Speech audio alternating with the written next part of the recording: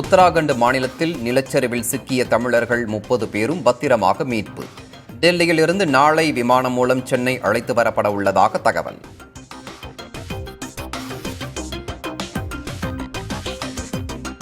சென்னையில் பலத்த பாதுகாப்புடன் விநாயகர் சிலைகள் ஊர்வலம். விநாயகர் சிலைகள் கரைப்பால் திருவல்லிக்கேணி நெடுஞ்சாலையில் போக்குவரத்து முடக்கம்.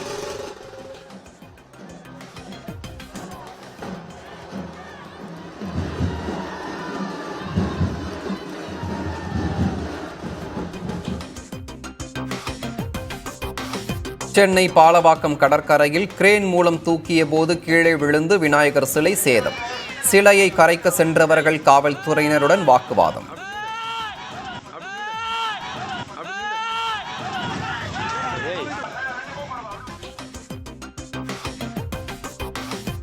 தமிழகத்தில் கூட்டணி ஆட்சி என்பது தவறல்ல. மீண்டும் அதிகார பகிர்வை வலியுறுத்தும் திருமாவளவன்.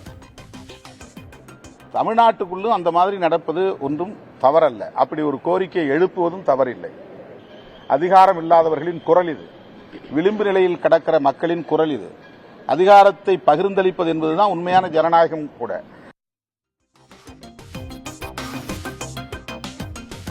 கூட்டணி என்று இல்லாமல் திராவிட இயக்கத்தை காப்பாற்ற வேண்டும்.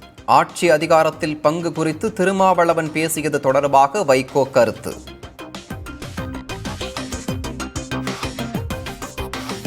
மார்க்சிஸ்ட் கம்யூனிஸ்ட் கட்சியின் அடுத்த பொதுச் செயலாளர் யார்?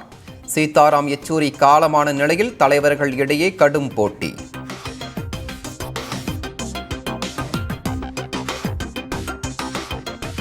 ஐந்து நாட்கள் விண்வெளி சுற்றுலா முடிந்து வெற்றிகரமாக பூமிக்கு திரும்பியது ஸ்பேஸ் எக்ஸ் விண்கலம்.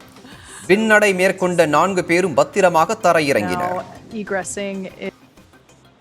Our second frequent flyer in Dragon completing his second mission in space.